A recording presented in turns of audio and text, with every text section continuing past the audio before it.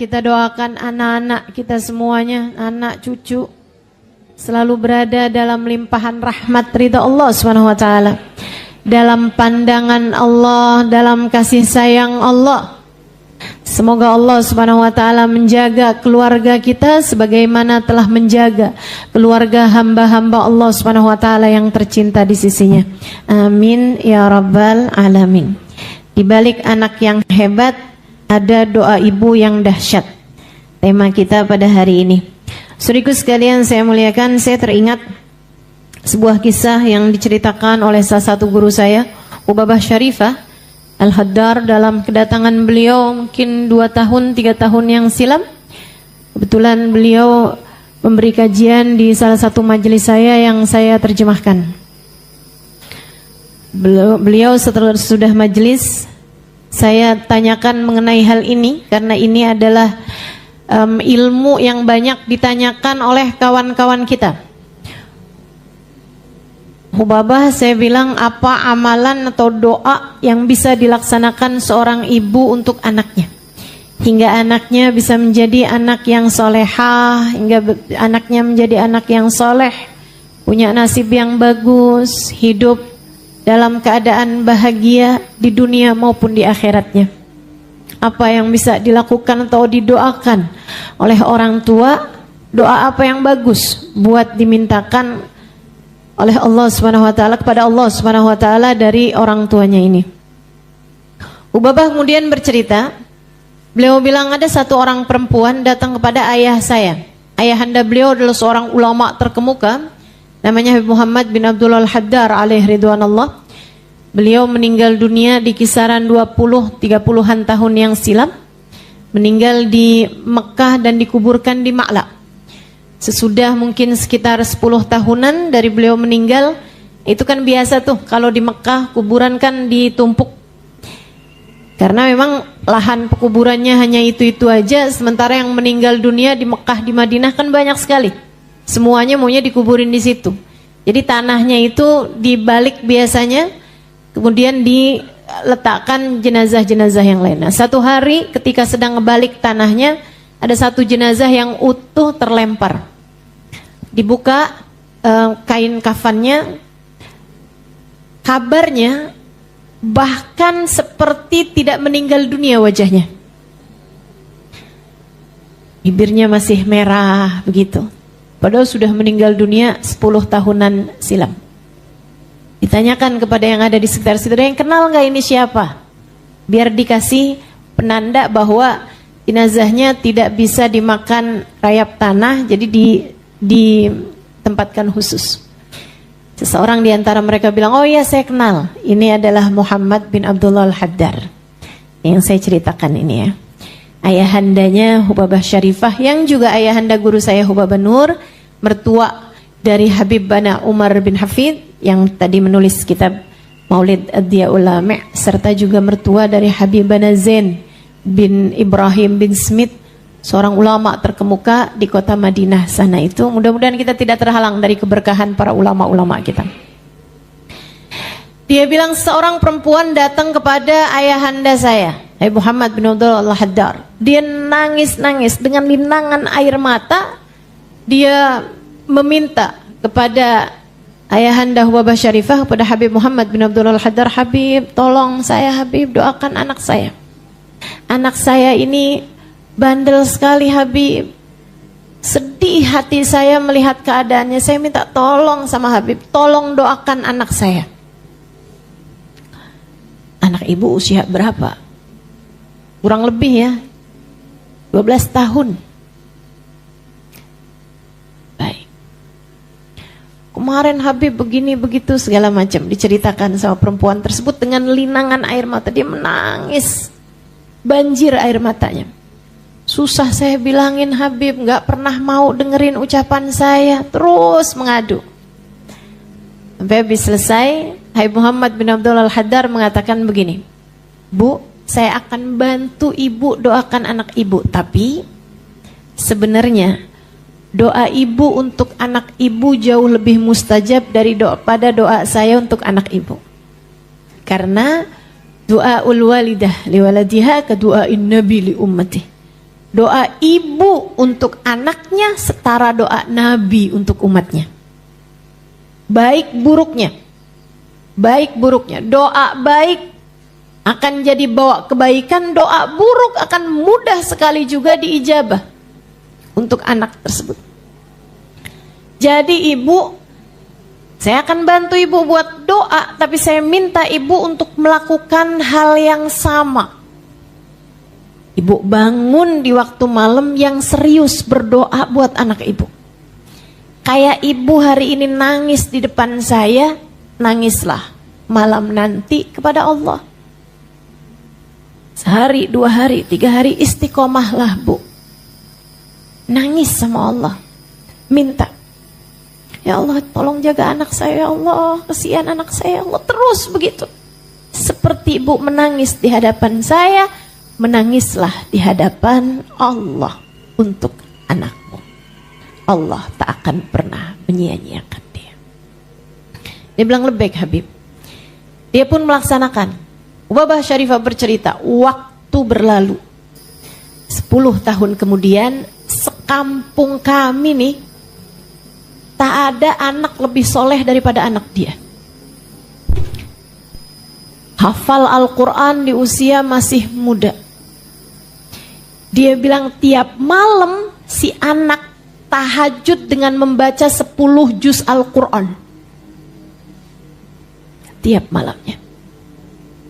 Semua ibu-ibu di kampung kami yang pada punya anak perempuan kepengen besanan sama ibu tersebut itu. Yang dulu menangisi kenakalan anaknya, kini berbangga dengan kebaikan dan kesolehan anaknya. Hasil dari doa seorang ibu.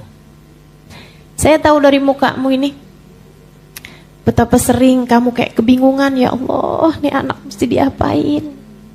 Apalagi deket-deket liburan begini nih. Mukanya kayak gak enak banget bu. Anak-anak saya mau pada liburan Ustazah. Terus kalau anak liburan artinya ibu bekerja keras. Masya Allah. Begitu rasanya. Ibu-ibu siku sekalian, di balik anak yang hebat selalu ada doa ibu yang luar biasa. Kekuatan doamu jangan pernah kamu sia-siakan. Baik doa baik ataupun doa buruk. Bu, saya pernah juga, ini sekedar pengalaman, berbagi pengalaman. Ada saya jumpa seseorang yang dia punya anak, empatnya gak ada yang benar.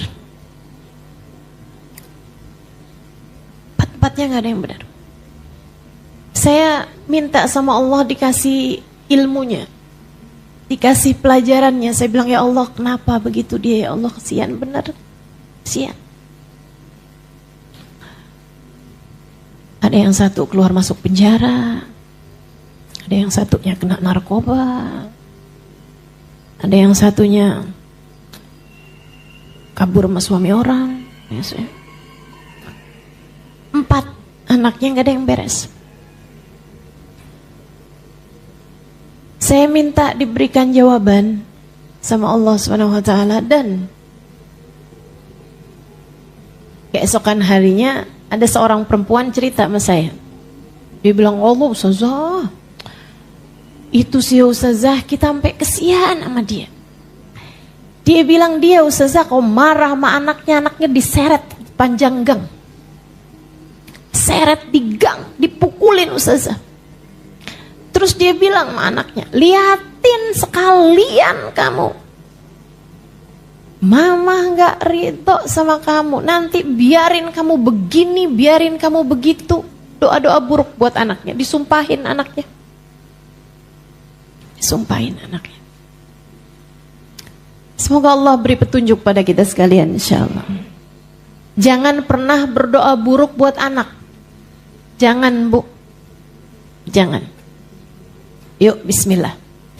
Belajar buat selalu berdoa hal-hal baik buat anak-anak kita. Karena ucapan ibu, ucapan orang tua itu bertuah di hadapan anak-anaknya. Keramat, punya nilai, sakti buat anak-anaknya. Ibu-ibu sekalian, namun sebelum kita bahas mengenai doa ini, saya ingin sampaikan beberapa hal, poin-poinnya nih. Saya mau sampaikan dalam pembahasan ini beberapa poin yang ibu mesti ingat. Satu, doa dari ibu memang mustajab, tapi bu, ibu yang mana? Kalau dia sholatnya berantakan, ibadahnya berantakan, apalagi berani-berani kepada harta yang haram, apalagi kemudian nuntut kepada suaminya untuk harta, sampai suaminya berani-berani untuk melakukan hal-hal yang diharamkan Allah SWT. Gue gak mau tahu ya, pokoknya pengeluaran bulan ini sekian. Kalau kamu gak dapet juga duitnya, pokoknya jangan pulang ke rumah sekalian. Suami kemudian terpikir untuk melakukan hal-hal yang diharamkan. Banyak yang begitu.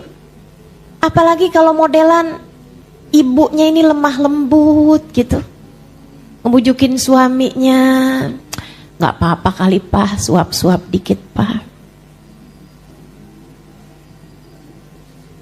nggak apa-apa kali Mas, kayaknya semua orang juga ngerjain kayak begitu. Iya, bohong-bohong dikit mah, Allah Maha tahu.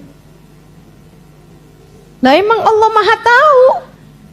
Justru karena Allah Maha tahu, seharusnya kamu jadi takut. Allah Maha tahu kebutuhan kita, Pak. Ya Allah juga Maha tahu bagaimana seharusnya kamu mencari rezeki yang halal. Jangan sampai suamimu akhirnya berani bohong, berani ngambil harta yang haram.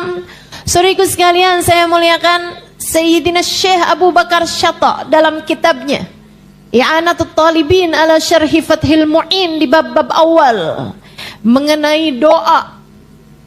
Beliau mengatakan, inna lid-du'a bab. Doa itu ada pintunya, ada gerbangnya. Wa huwa aklul halal. Gerbangnya doa adalah makanan halal, adalah konsumsi atau apapun dari barang-barang yang halal. Ibu-ibu sekalian yang saya muliakan, jangankan makanan. Nabi Muhammad sallallahu alaihi wasallam bercerita, "Man ishtara thawban bi'ashr darahim dirham minha min haram." Siapa yang membeli baju dengan harga 10 dirham, 1 dirhamnya terdiri dari sesuatu yang haram, 10%. Beli baju harga 1 juta, 100 ribunya dari duit haram, Allah tidak akan mengijabah doanya selagi baju tersebut ada padanya. Allah tak akan mengijabahnya selagi baju tersebut ada padanya. Saudariku sekalian yang saya muliakan, dalam hadis yang lain disebutkan, kalau saya nggak salah ingat, hadis nomor 4 dari kitab Arba'in An-Nawawiyah, juga ada di dalam kitab Riyadhus Shalihin karya Sayyidina Syekh Al-Imam An-Nawawi alaihi ridwanullah. Hadis sahih Nabi kita Muhammad sallallahu alaihi wasallam bercerita, katanya Nabi Muhammad sallallahu alaihi wasallam, rajul yutilus safar as'ath aghbar madda yadayhi ila sama. Kata Nabi, ada seorang laki-laki kusut, perjalanan panjang, bajunya dekil, madda yadahu ila sama, mengulurkan tangannya ke arah langit. Wa qala ya Rabb ya Rabb. Dan dia berkata, ya Allah, ya Allah, ya Allah, berdoa dengan sungguh-sungguh pada Allah Subhanahu wa taala. Bu, Nabi menyebutkan banyak sekali sebab-sebab doa mustajab. Yutilus safar, musafir. Doanya musafir itu mustajab. Doanya musafir mustajab.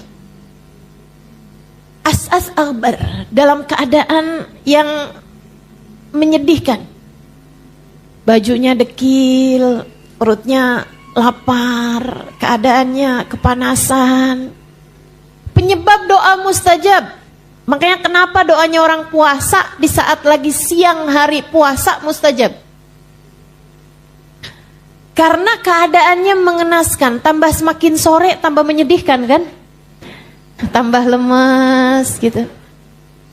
Allah sampai banggain tuh di hadapan malaikat-malaikatnya. Unzuru ila ibadi, kata Allah. Liatin tuh hamba-hambaku tuh. Lemes-lemes, lapar-lapar gitu kan. Mereka nggak mau makan, padahal pengen makan. Taraku ta'amahum wa syahwatuhum min ajli. Kata Allah, mereka meninggalkan makan minumnya karena aku, fahum indi kaba'dikum. Mereka ini orang-orang yang lagi puasa itu hamba-hambaku, kata Allah, setara dengan kalian wahai para malaikat-malaikatku. Orang lemes, lapar, bajunya musafir, kusut, dekil. Salah satu doa mustajab. Madda yadayhi ila sama, dia mengulurkan tangannya, menengadahkan tangannya ke arah langit. Wa qala ya Rabb, dia berdoa, ya Allah, ya Allah, ya Allah. Salah satu sebab doa mustajab, mengulurkan tangan ke langit, menengadah. Katanya Allah SWT, kata Nabi Muhammad dalam salah satu hadisnya, innallaha hastaha min abdin madda yadayhi ila sama an yarudduhu ma sifra. Sungguhnya Allah SWT malu kalau melihat hambanya berdoa dengan menengadahkan tangannya untuk mengembalikan tangannya tersebut dalam keadaan sia-sia. Beberapa sebab doa mustajab disebutkan Nabi kita Muhammad sallallahu alaihi wasallam. Tapi kata Nabi, walakin ta'amuhu haram, syarabuhu min haram, wa ghuddiya bil haram, fa anna yustajabalah. Tapi orang ini makanannya dari uang haram, hasil nipu, hasil bohong, hasil jilat. Jangan jilat, kamu bukan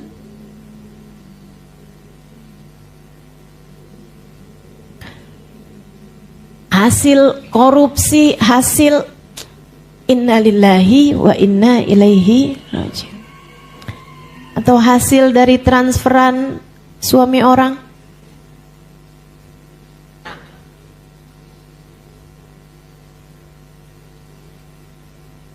Mengharam ustazah, tergantung caranya ya.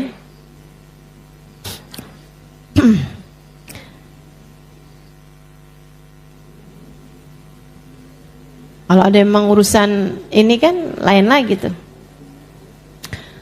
Saudaraku sekalian yang saya muliakan, cara-cara yang haram mendatangkan uang, kemudian kata Nabi Muhammad, makanannya dia haram, minuman yang dia minum haram, pakaian wa malbasuhu min haram, pakaiannya juga dia beli dari sesuatu yang haram, wa ghuddiya bil haram, konsumsinya apapun yang ada di sekelilingnya terdiri dari sesuatu yang haram. Nabi Muhammad menjawab, fa anna yustajabalah, bagaimana mungkin doanya akan didengar Allah? Doanya nggak akan didengar sama Allah SWT. Itu poin, Bu, hati-hati. Kamu tentu berharap bisa mendoakan anak-anakmu sehingga itu jadi hal terindah yang bisa kamu hadiahkan buat anak-anakmu. Doa. Dapatilah dari ibumu doa, dapatilah dari ayahmu nasihat. Dengan keduanya, seorang anak dapat melewati apapun yang ada di atas muka bumi ini. Rintangan kehidupan seorang anak, jalan hidup seorang anak jadi lancar ketika dia mendapatkan keduanya. Nasihat dari ayahnya dan juga doa dari ibunya. Tapi sekali lagi, syarat nomor 1, biar doa untuk anakmu diijabah Allah, pastikan jangan ada harta haram dalam rumah tangga. Kamu harus punya kekuatan hati. Wahai muslimah, wahai mukminah, simak baik-baik ucapan saya. Nek, Ustazah ngomongnya udah telat, sekarang saya punyanya cucu Ustazah. Cucu aja udah gede-gede. Simak dengan baik nih ucapan saya. Selagi ada harta haram di dalam rumah tanggamu, seperti apapun kamu berdoa akan sulit diijabah Allah Subhanahu wa taala. Katanya Nabi kita Muhammad sallallahu alaihi wasallam, "Man lam yubali min ayyi babin dakhala alaihi rizq, lam yubalillah min ayyi wadin min audiyati jahannam ahlakah." Siapa yang tidak peduli uang masuknya dari jalan yang mana, siapa yang nggak peduli dapat duitnya dari halal haram, maka Allah tidak peduli di lembah neraka jahanam yang mana Allah akan hancurkan dia. Allah tidak peduli di lembah neraka jahanam yang mana Allah akan hancurkan dia. Maka Bu, Kak, Dek, para ibu, para istri, kamu harus punya kekuatan hati buat berkata kepada suamimu, Mas, Pah, Yang, Beb, Pak, Pah, apapun aja panggilanmu kepada suamimu, kamu sampaikan kepadanya, saya tahan, saya nggak apa-apa. Kalau kamu punya gaji, punya uang bayaran, punya pendapatan yang tidak seperti tetangga-tetangga kita atau tidak seperti saudara-saudara kamu, saya nggak apa-apa, saya tahan. Kalau kita saldo di rekening kita nggak kayak orang-orang yang lain, nggak apa-apa saya. Saya kalau nggak punya baju seperti yang dimiliki oleh saudara-saudara saya nggak apa-apa. Saya nggak punya iPhone 17 kayak yang dipunyain sama teman-teman saya. Saya nggak apa-apa. Saya nggak punya trust branded yang kayak dipunyain sama saudara-saudara saya, sama teman-teman saya. Saya nggak apa-apa. Saya tahan, saya kuat. Yang saya nggak kuat adalah kalau kita sekeluarga mesti terjerumus neraka jahanam. Saya kuat, Pak. Kamu harus berani berbicara semacam itu pada suamimu. Kenapa begitu? Karena ini adalah faktanya. Gak apa-apa kok kita. Kalau nggak punya apa yang dipunyain teman kita, tetangga kita, nggak akan kenapa-napa juga. Kamu hanya perlu untuk nggak buka sosmed. Lagi pula ya teman-teman saya sekalian, tetangga-tetangga saya tuh pada jalan-jalan mulu. Teman-teman saya tuh keluar negeri bolak-balik, paspornya banyak banget, capnya, stempelnya. Saya boro-boro Ustazah luar negeri. Mau ke mall aja nabungnya berapa hari, berapa bulan. Saudariku sekalian yang saya muliakan,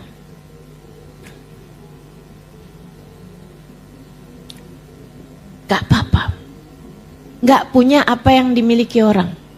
Lagi pula saya kasih tahu, membandingkan rezekimu dengan rezeki orang itu adalah pintu penderitaan paling awal. Kalau kamu pengen hidup kamu menderita, gampang banget, bandingin aja terus. Hidup kamu sama hidupnya orang. Sengsara. Menderita. Kamu gak tahu aja, orang tuh upload di media sosial, itu kan hanya yang dia kepengen orang lain tahu aja. Betul?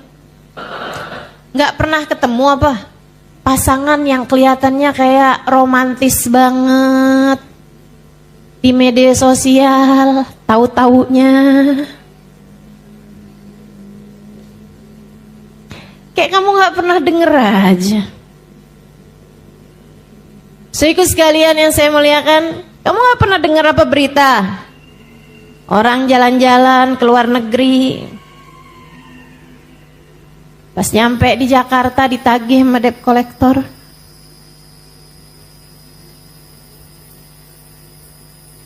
Lagi pula kadang-kadang nih ya, jalan-jalan ke luar negerinya sekali, tapi bawa bajunya berapa koper, biar kelihatannya banyak banget gitu. Di satu tempat aja sampai bolak-balik ganti baju. Ada tuh yang begitu. Di sini mudah-mudahan nggak ada ya, tapi nggak tahu saya.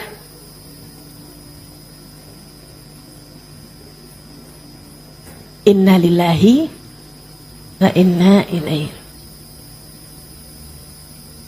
Apa manfaat pandangan orang padamu, Bu? Kamu kejar apa sih? Sampai segitunya?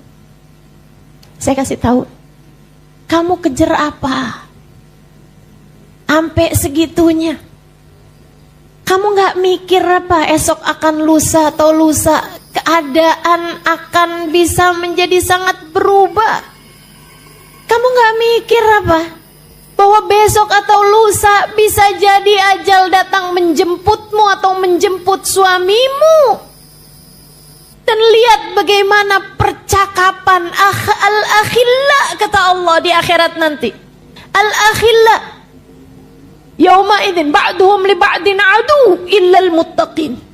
Orang yang saling sayang menyayangi di dunianya, suami, istri, anak-anak, saling sayang di dunianya sampai mau melakukan apapun demi untuk menaikkan istilah mereka harkat martabat keluarga, sampai berani-beraninya terhadap yang haram. Allah bercerita hari itu di akhirat mereka saling salah menyalahkan satu sama lain. Istrinya bilang sama lakinya, saya udah sayang sama kamu waktu di dunia. Sekarang gara-gara kamu nih kita semuanya akhirnya keseret dalam neraka. Suaminya bilang, bukannya kebalik, gara-gara kamu saya sampai menghalalkan segala macam cara buat dapetin uang karena tuntutan kamu itu. Karena kamu pengen punya ini, pengen punya itu, gak mau terima sama ibu ini, sama ibu itu. Persaingan kamu gak ada puas-puasnya sama saya waktu di dunia. Nih saya kayak gini mesti harus masuk ke dalam neraka gara-gara kamu tahu. Suami menyalahkan istri, istri menyalahkan suaminya, belum lagi anak-anak yang akan menyalahkan orang tuanya. Sehingga Nabi Muhammad bercerita, terkadang ada orang yang masuk ke dalam neraka karena ia ditarik oleh orang-orang yang paling dia sayangi waktu di dunia. Bagaimana hal itu wahai Rasulullah? Para sahabat bertanya, Nabi Muhammad berkata, kalian cintai anak kalian, kalian cintai keluarga kalian, hingga kalian berani-berani terhadap aturan Allah SWT demi untuk cinta kalian kepada anak-anak kalian. Sampai ada yang terjebak pinjol, sampai ada yang berani-berani korupsi dan seterusnya. Kata Nabi Muhammad, tar di akhirat terkadang kamunya zikir benar, suamimu juga sedekah iya, sholat iya, ibadah iya, pergi umroh bolak-balik, pergi haji pernah. Anak dimasukkan ke dalam neraka, anaknya bilang, ya Allah saya kan kayak begini gara-gara orang tua saya. Ya Allah kalau kami harus masuk neraka juga, masukkan orang tua kami ya Allah bersama dengan kami ke dalam neraka.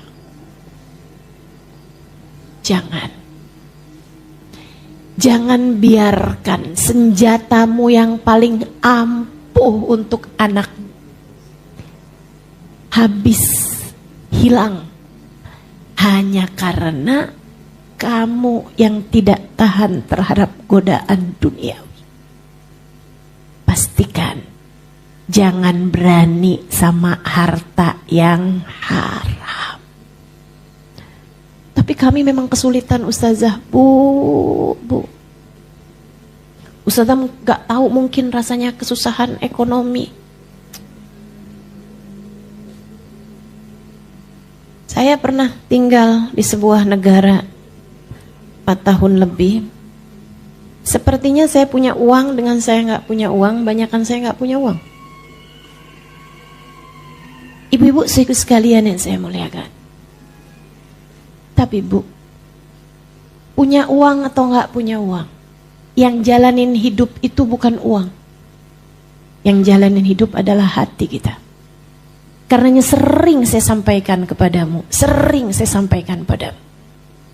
sesedikit apapun uangmu cukup untuk membiayai hidup. Tapi sebanyak apapun uangmu gak akan pernah cukup untuk membiayai gaya hidupmu. Maka Bu, Kak, Dek, kalau pengen hidupmu tenang jangan banyak gaya.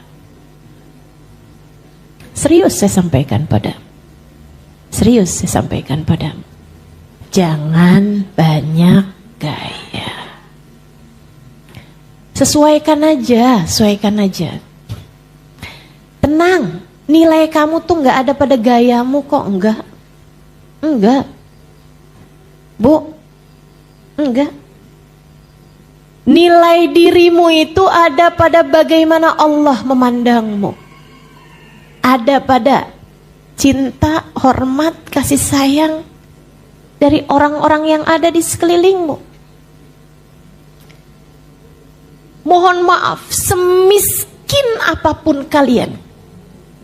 Nih, para istri dengerin saya. Sesusah apapun hidupmu, kalau suamimu sayang padamu, anak-anakmu sayang padamu, enggak terlalu jadi masalah keadaan ekonomimu, betul? Tapi secantik apapun kamu, semancung apapun hidungmu, semahal apapun perawatan wajahmu, sebagus apapun pakaianmu, sebanyak apapun stempel di paspormu, kalau suamimu gak sayang padamu, anak-anakmu gak hormat padamu, apa enaknya? Betul? Saudaraku sekalian yang saya muliakan, ayo dibenerin pola pikirmu terhadap kehidupan. Saya menyampaikannya kayak saya, karena saya tahu saya juga perempuan seperti halnya dirimu. Jangan kamu dikelabuhi oleh apa yang orang-orang luar sana sampaikan yang belum tentu sesuai dengan apa yang diajarkan baginda kita Nabi besar Muhammad. Permasalahan hidup perempuan kalau cantik beres urusan. Siapa bilang? Enggak begitu. Saya ubah caramu berpikir. Sebesar apapun permasalahan hidup seseorang perempuan, ia bisa selesai kalau pemilik alam jagat raya mencintainya. Kalau Allah Subhanahu wa Ta'ala mencintaimu, semua permasalahan tidak ada. Semua permasalahan kehidupan menjadi ringan belaka. Yuk, kejar yang kekal. Kejarnya yang kekal, kejarnya yang abadi, bahagia dunia hingga akhirat nanti. Jangan mau dikelabuhi, Jangan mau tertipu. Saya menyampaikan karena kasihan padamu. Hidup cuman segini-gininya aja. Sebanyak apapun uangmu gak akan pernah bisa menghalangkan satu rambutmu untuk beruban. Sebanyak apapun saldomu tidak bisa meringankan sakit jika harus datang. Kayak apapun kamu, tidak ada yang bisa mengubah sedikit pun takdir yang telah Allah Subhanahu wa ta'ala tetapkan untukmu. Dan sebanyak apapun saldomu tidak bisa menunda 1 jam, bahkan 1 menit pun dari waktu kematian yang telah Allah Subhanahu wa ta'ala tetapkan. Maka apapun yang tidak kamu bawa mati, jangan bela mati-matian. Apapun yang tidak kamu bawa mati, jangan kejar mati-matian. Saya menyampaikan ini dari hatimu, maka masukkan ini ke dalam hatimu. Yang di luar-luaran sana menyampaikan sesuatu, belum tentu dari hati mereka. Belum tentu karena sayang padamu. Mereka mungkin mengejar sesuatu hal, berharap kamu menjadi komoditas, berharap kamu menjadi target market mereka, saudariku sekalian. Berdasarkan ego ketika mereka membuat iklan, ketika mereka membuat promo dan seterusnya. Tapi saya hari ini menyampaikan dari hati saya, berdasarkan ilmu yang selama ini saya dengar dari guru-guru saya, para hamba-hamba tercinta di sisi Allah SWT, ulama-ulama yang membawa syariat agama ini sebagai pewaris dari Nabi. Karenanya dengarkan saya. Dengarkan saya. Yang tidak kamu bawa mati, jangan kejar mati-matian. Yang tidak kamu bawa menuju akhirat nanti, gak usah kejar habis-habisan. Jangan. Jangan. Tinggalkan harta yang haram. Jangan berani-berani. Jangan berani-berani. Ucapan ini Allah yang mengizinkanmu untuk mendengarnya, yarhamukillah. Ucapan ini Allah yang perkenankan dirimu untuk mendengarkannya. Jangan sampai ia menjadi sia-sia ketika kamu tidak mengamalkannya. Pastikan rezeki yang masuk padamu adalah rezeki yang halal. Sehingga doamu untuk anak-anakmu menjadi doa yang mustajab. Yang nomor 2 dari poin yang harus saya sampaikan padamu, Bu, doa itu iyyaka nasta'in. Sebelum iyyaka nasta'in, hanya kepadamu aku mohon pertolongan, ada iyyaka na'budu.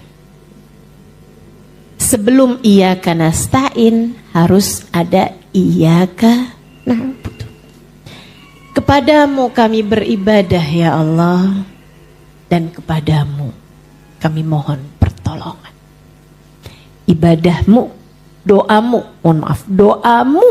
akan Allah dengar ketika kamu menjadi sebaik-baik ahli ibadah. Kalau sholat kamu berantakan, kalau puasa kamu berantakan, kalau aurat kamu terbuka-buka, kalau segala macam dosa-dosa masih kamu lakukan, punya suami tapi pacaran sama suami orang, saya harus sampaikan walaupun itu sesuatu yang memalukan, ini zaman udah jadi kayak aneh banget buat saya. Saudariku sekalian yang saya muliakan, ini kalau hal beginian gak saya yang sampein, siapa coba? Betul? Saudariku sekalian yang saya muliakan, hal-hal yang haram. Hal-hal yang haram. Kalau kamu nggak tinggalkan, kamu tidak melaksanakan apa yang Allah Subhanahu wa taala inginkan. Bagaimana mungkin kamu berharap Allah memberi padamu apa yang kamu inginkan? Kerjakan dulu, bayar dulu, baru kamu dapat. Saudara sekalian yang saya muliakan, harus iyyaka na'budu dulu, baru iyyaka nasta'in. Ayo, ibadahnya yang benar. Ibadah itu dua, kerjain perintah, jauhi larangan. Kita semua udah tahu. Jadi kalau malam-malam jam 10 malam suamimu udah tertidur di sampingmu, ada kamu masih lagi lihat scroll Instagram, ada DM yang masuk, apa kabar? Udah makan belum malam ini?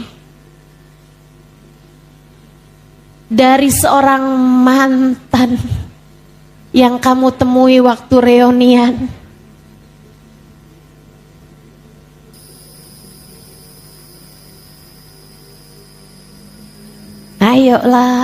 Ayolah. Jangan sampai kamu kemudian ngeliatin suami, dia nggak ada perhatiannya sama saya. Ini sekarang ada laki-laki yang jauh lebih perhatian buat saya. Hati-hati Bu, Kak, Dek. Hati-hati, bisikan setan luar biasa bener. Wala tattabi'u khutuwatish. Janganlah kalian ikuti langkah-langkahnya setan. Bermula dari hai setitik, bisa berbuntut panjang kepada perselingkuhan. Hati-hati. Kalau bukan kamu yang jaga diri dari apa yang jadi dosa, siapa yang kamu harapkan bisa jaga diri kamu? Gubernur? Pak RT? Pak RW? Kan enggak gitu. Kamu. Ustazah, masalahnya saya berbuat seperti ini karena suami saya, Ustazah, kayak gitu juga. Terus kalau suami kamu jatuh ke sumur, kamu mau, emang enak dia aja yang jatuh ke sumur? Saya juga dong gitu. Kalian hanya akan dihisab dengan perbuatan kalian masing-masing. Para istri, dengerin saya. Ketika suamimu berbuat sesuatu yang haram, bukan jadi alasanmu untuk memperbolehkanmu melakukan hal yang sama. Apa kamu mau apa? Balas dendam gitu? Kenapa? Emang dia aja Ustaz yang laku, saya juga masih laku. Begitu. Kayak orang yang gak mau dihisab aja gitu. Kayak orang yang berpikir bu gak ada kematian sesudahnya. Hidupmu ini cuman hitungan hari. Esok atau lusa akan datang waktunya, ketika datang ajal menjemputmu. Jangan sampai saat itu kamu berteriak, Rabbirji'un la'alli a'malu salihan fima taraktu. Ya Allah, balikin saya lagi di dunia. Saya akan mengerjakan apa yang selama ini saya tinggalkan, atau saya akan meninggalkan dosa yang selama ini saya kerjakan. Saya akan bertaubat padamu ya Allah, sisakan untuk saya waktunya. Gak gitu, gak bisa gitu. Kata Allah, kalla innaha kalimatun huwa qailuha wa min waraihim barzakhun ila yaumi yub'atsun. Gak ada lagi, itu hanyalah kalimat yang keluar dari mulutmu, omong kosong, kata Allah. Aku tak berkenan, aku tak sudi untuk mendengarnya. Sekarang rasakan barzakh sampai hari kamu dibangkitkan. Menyakitkan teman-teman, menyakitkan. Jangan. Saya gak mau kamu begitu. Saya sayang sama kamu. Kamu umat Nabi saya Muhammad sallallahu alaihi wasallam. Saya sayang sama kamu. Saya kasih tahu kamu, jangan tinggalin dosa. Ittaqil maharim, kata Nabi Muhammad. Takun a'badan nas, jauhi dosa. kamu jadi ahli ibadah yang sesungguhnya. Jauhi dosa, kamu jadi ahli ibadah yang sesungguhnya. Kalau kamu jadi ahli ibadah yang sesungguhnya, kamu jauhi dosa, kamu laksanakan perintah-perintah Allah Subhanahu wa taala yang wajib-wajib aja. Kalau bisa kamu tambahin sedikit yang sunnah-sunnah, sedikit sekalian saya muliakan, maka saat itulah kamu layak untuk iyyaka nasta'in.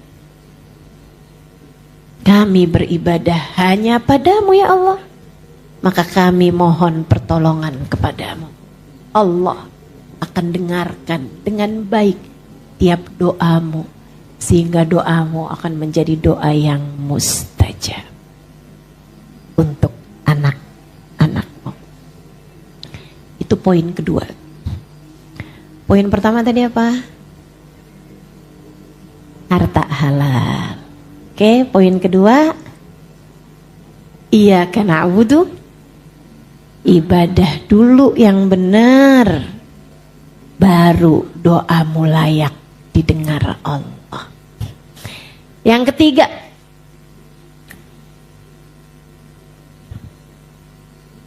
doa itu adalah kasih sayang kamu pada anakmu, maka tunjukkan pula dengan cara yang lain. Selain dari doa, kamu juga harus menunjukkan kasih sayangmu pada anak-anakmu lewat jalur-jalur yang lain. Apa tuh Ustazah? Ngomongnya yang bagus sama anak, didik yang benar anak-anakmu, sayangi yang sayang sama anak. Ya Ustazah, semua ibu mau pasti sayang sama anaknya, tahu saya. Anak kucing aja ibunya sayang sama dia, tahu saya. Semua ibu pasti sayang sama anaknya, tahu saya. Tapi Bu, anakmu suka gak tahu kalau kamu kerjaannya ngomelin dia mulu. Saya sih tahu kamu sayang sama anak kamu, tahu saya. Tapi anak kamu gak bakalan tahu kalau kamu kerjaannya jewer, mukul, nyubit. Kalau kamu kerjaannya belajar. Kalau kamu gak belajar juga nih, nilai repot kamu jelek, nanti mama yang malu. Mama gak mau lagi ya ngakuin kamu sebagai anak mama.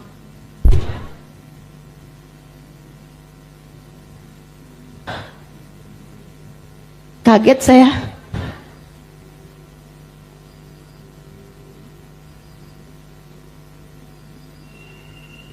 Saya tahu kamu sayang sama anak kamu, tapi anakmu belum tentu tahu kalau perlakuanmu kepada mereka tidak menunjukkan itu. Kalau perilakumu kepada anakmu tidak menunjukkan hal tersebut. Saudaraku sekalian yang saya muliakan, maka doa adalah bagian dari kasih sayangmu kepada anakmu. Tunjukkan pula doamu dengan jalan yang lain dari itu. Dekap anakmu. Oh, kamu buka rapot anakmu ada merahnya 1, ya gak apa-apa. Kamu dulu juga 3. Gak apa-apa. Enggak harus jadi anak yang sempurna untuk bisa kamu sayangi, Bu. Bukankah kamu pun juga bukan ibu yang sempurna bagi anakmu? Kenapa kamu berharap lebih dari anak-anakmu? Bukankah kamu pun juga punya banyak kekurangan-kekurangan dalam mendidik anak-anakmu? Ayolah. Nih hari kayaknya saya banyak ngomel ini.